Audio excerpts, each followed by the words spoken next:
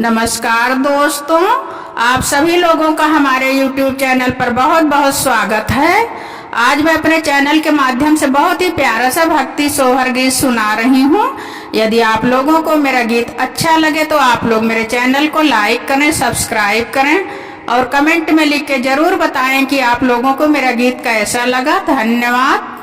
कहवा पे जन्मे है राम ता कहवा पे कृष्ण जन्मे हो, सखी हो कहवा पे जन्मे गाड़े सता तीनऊ घरवा सोहर होला हो।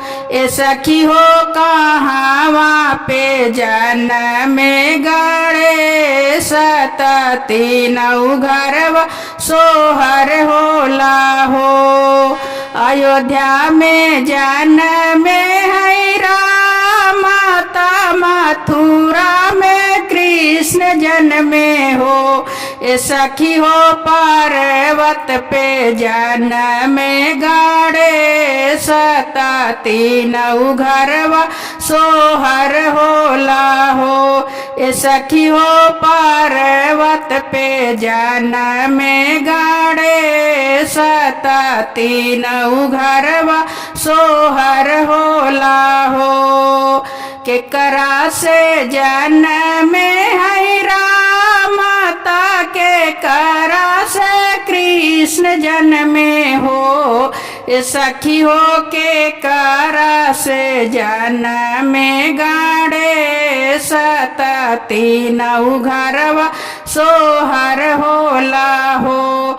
सखी हो केकरा से जन्मे गाड़े सता तीनऊ घरवा सोहर होला हो।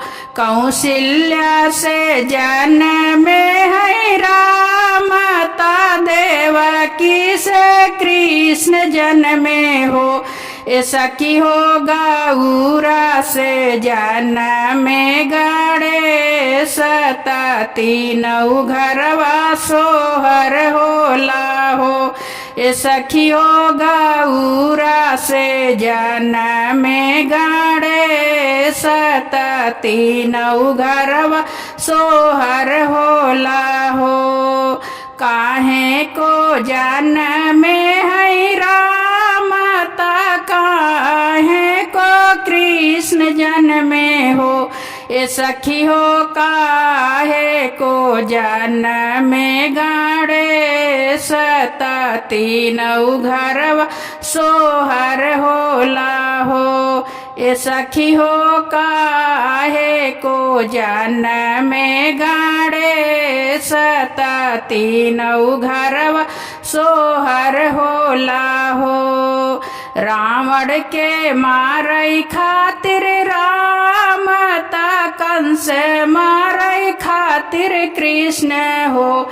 सखी हो विघ्न हरण के गाड़े सता तीनऊ घरवा सोहर होला हो।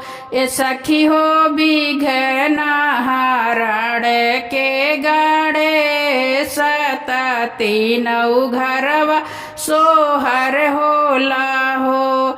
सखी हो विघ्न हरण के गाड़े सता तीनऊ घरवा सोहर होला हो।